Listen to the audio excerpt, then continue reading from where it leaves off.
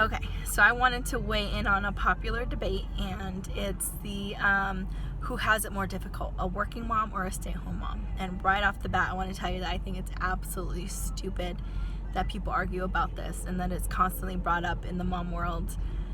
I don't think it's something that can be put in a box. I think that there's a lot of factors that play into it, financial factors, how many kids does this person have, how old are their kids, what is their support system like, what is their mental health status, and ultimately we're all individuals and we all deal with things differently, and something that I might find incredibly challenging, you might find a breeze, and something that I find that you find challenging, it might be something that I handle well. So there's no way to put this in a box and say, oh, this one's more difficult or that one's more difficult. They're both very challenging, and I can tell you that I've done both.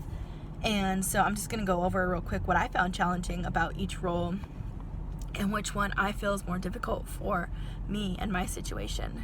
And so I feel like for working moms, the biggest one in my life is time.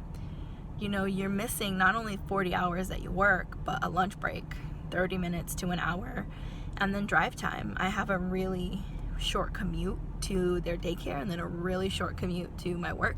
So I'm very fortunate in that sense, but it's still time that's gone from my week, time that I could be spending with my kids, making memories, teaching them things. And it's time that I don't have to do all the things that you have to do as not just a human, but as a mom. The laundry is still there, the house is still a mess, the dishes are there, the grocery shopping, the errands, the doctor's appointments, the cleaning, everything is still there and it needs to get done. And so that's really hard to do with 40 to 50 hours gone from your week. And then the guilt. There's so much guilt that I feel as a working mom. Just the other day I was sitting at my computer just working, and a child in the lobby sounded like one of my sons, and I just started crying out of nowhere because I miss my kids, and I feel guilty that they're being comforted by other women during the day. These women are experiencing their life, their first sometimes.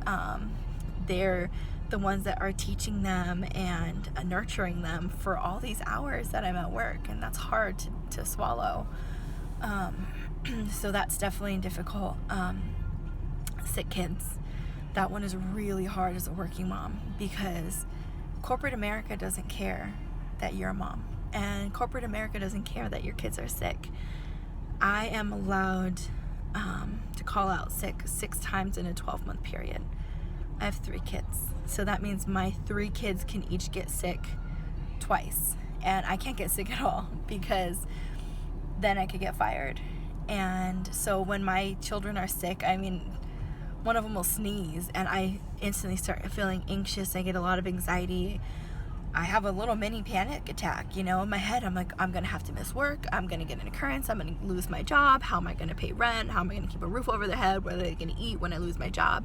I go through that every time my child so much as has the sniffles, and that sucks. Like, that's a really, really crappy feeling.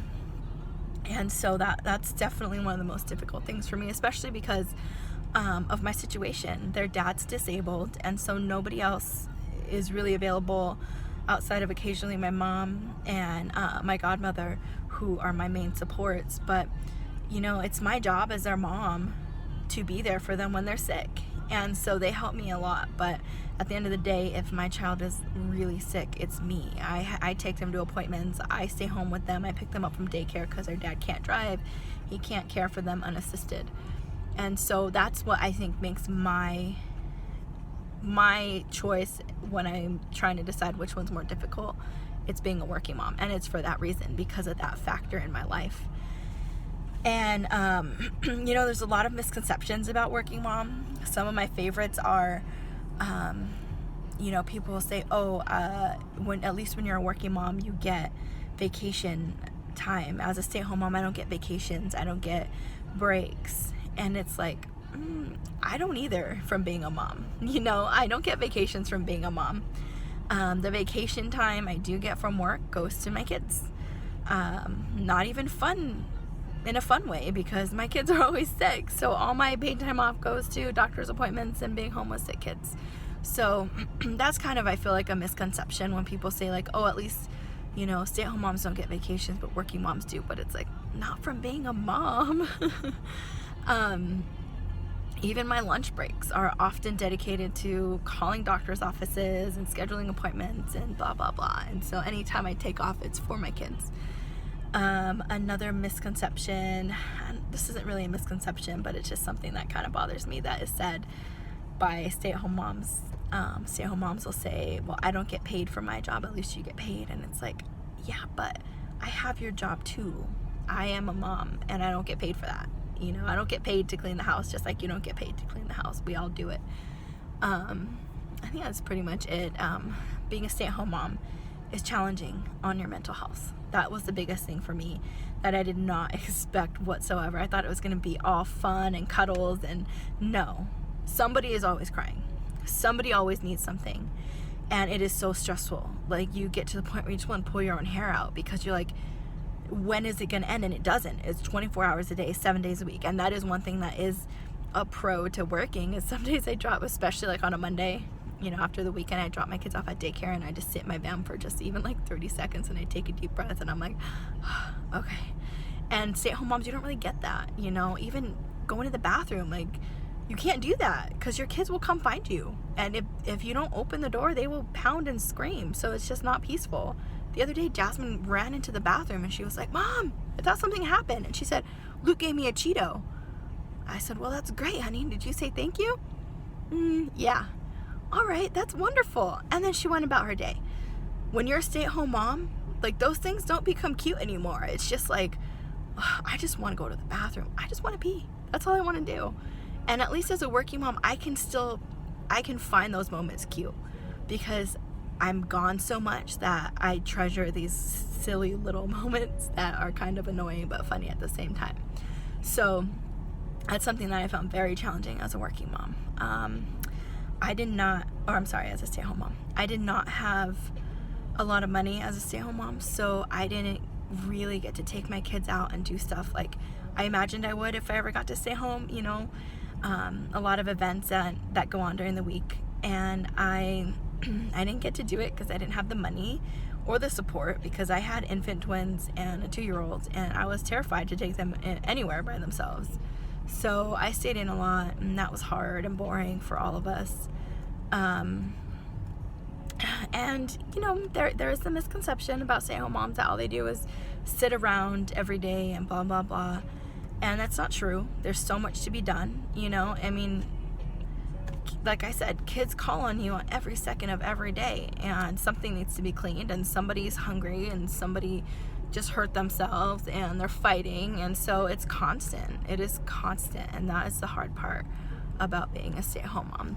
The nice part, though, that is a con for working, but a pro for staying home, is, you know, if you wake up and you don't feel like dealing with the day, yeah, you still have to take care of your kids, but you can put off chores. You know, you can leave everybody, including yourself, in jammies and just kind of have a lazy day if you're not feeling well or something.